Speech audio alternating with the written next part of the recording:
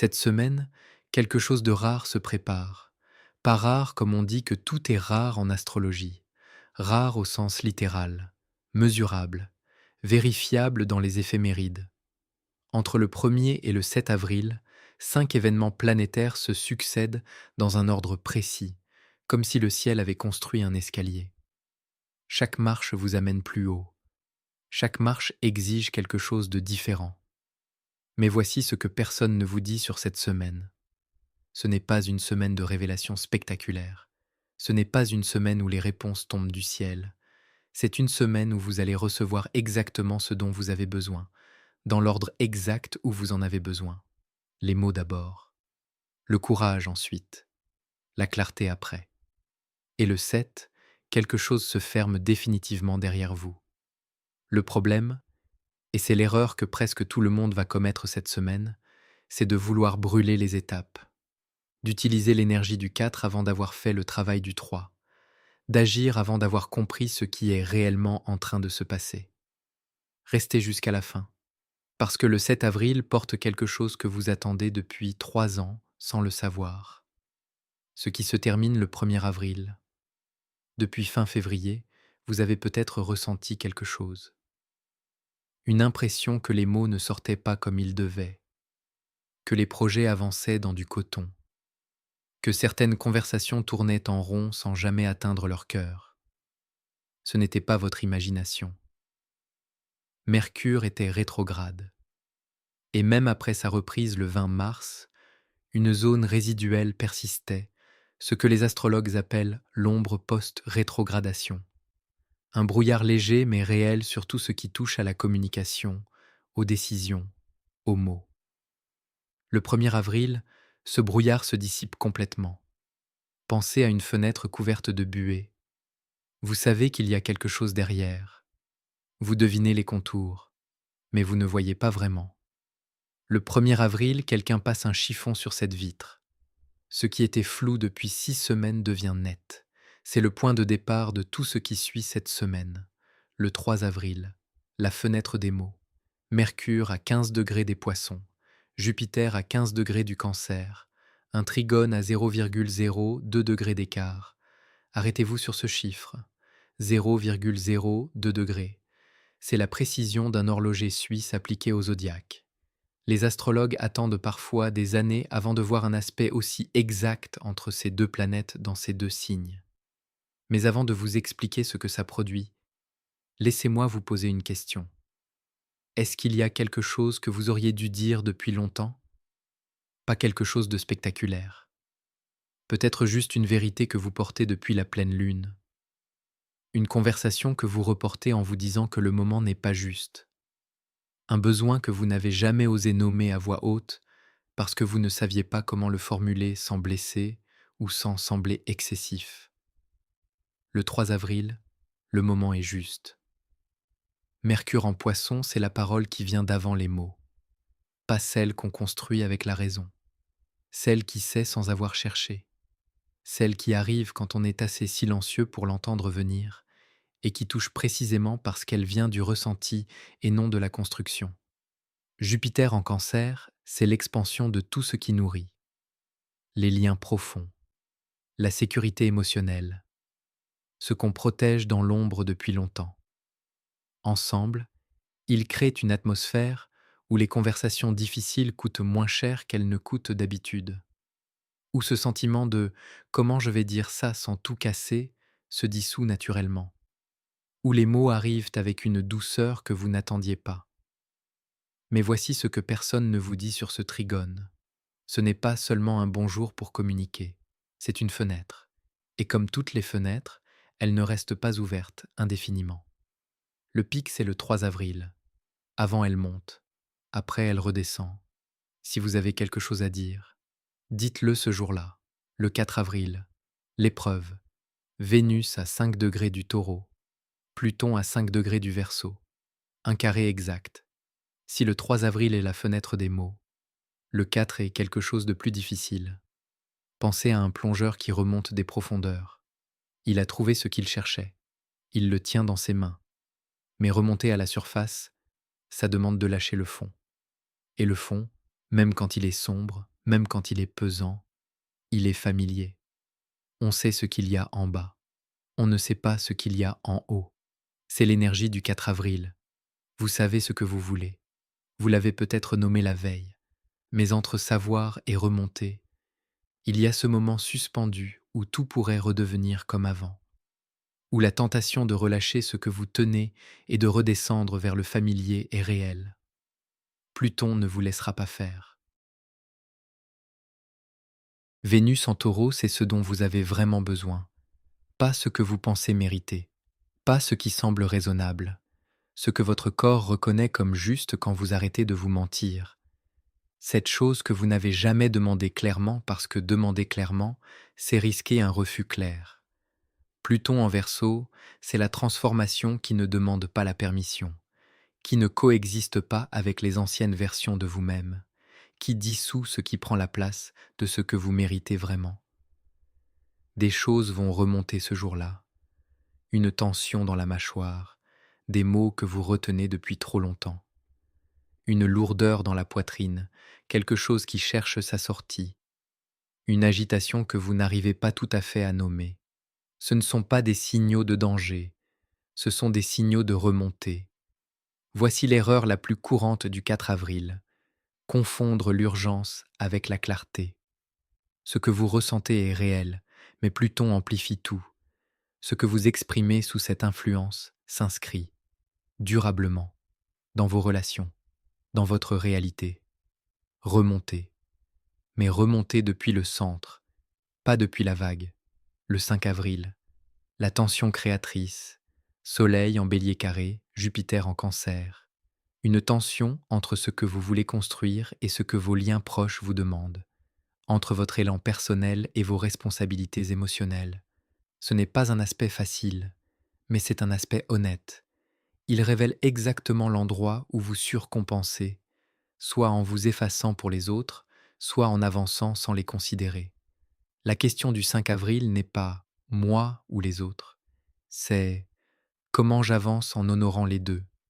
Le 7 avril, la fin d'une ère, et nous arrivons au moment le plus silencieux de la semaine, le plus silencieux et peut-être le plus important. Le 7 avril, Saturne quitte les poissons, définitivement.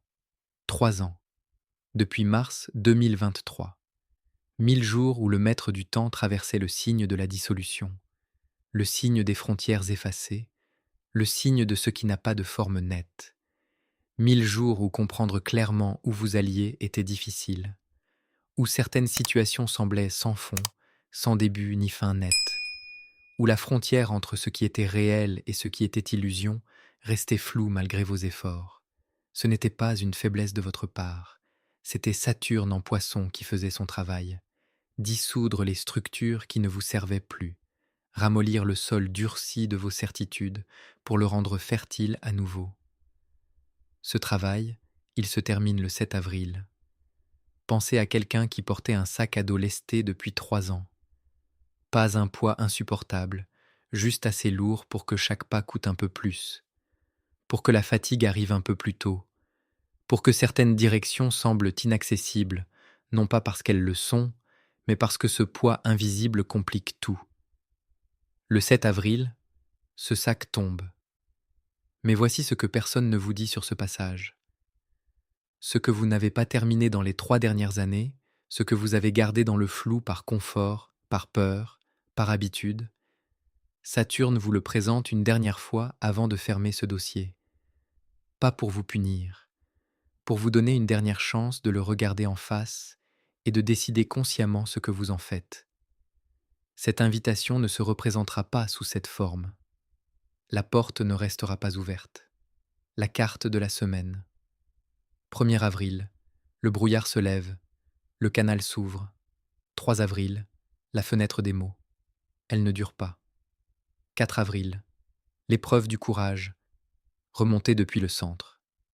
5 avril, la tension créatrice, trouver l'équilibre. 7 avril, 3 ans se referment. Une ère commence. 5 jours, un seul mouvement, de la dissolution vers la construction. Votre signe, l'essentiel, Bélier. Saturne est dans votre signe depuis février. Le 7, la dernière trace des poissons disparaît. Vous entrez pleinement dans votre ère. Le 3, cette idée que vous tournez dans votre tête depuis des semaines sans savoir comment la formuler. Ce jour-là, elle trouve sa forme. Dites-la. Taureau. Vénus est votre planète et elle est au cœur du 4 avril. Ce besoin que vous n'avez jamais dit clairement dans vos relations les plus proches, pas parce qu'il n'existait pas, mais parce que le formuler semblait trop exposé, trop risqué. Cette semaine vous demande de le dire, pas à moitié. Gémeaux, Mercure est votre planète, et le 3, il est à son pic. Cette conversation que vous repoussez depuis la rétrogradation en vous disant que le moment n'est jamais tout à fait juste, le moment est juste le 3 avril, pas demain, ce jour-là. Cancer, Jupiter est dans votre signe.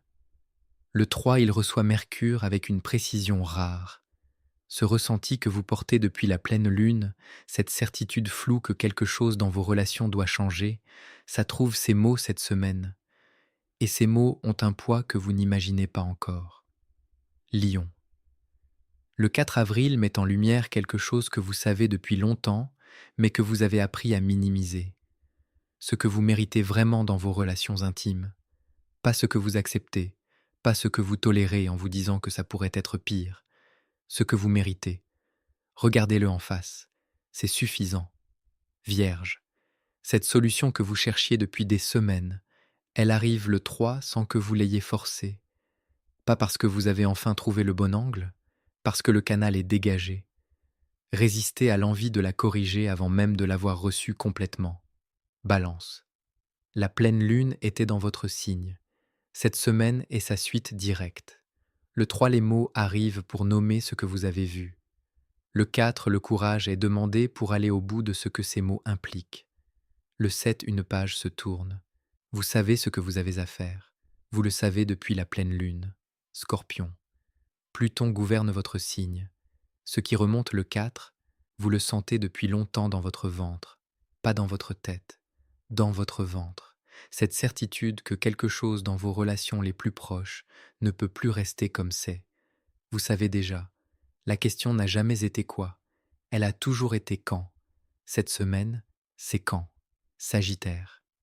Cette conversation avec quelqu'un de proche, ce sujet que vous contournez depuis des semaines parce que l'aborder semble trop lourd, trop risqué pour la relation.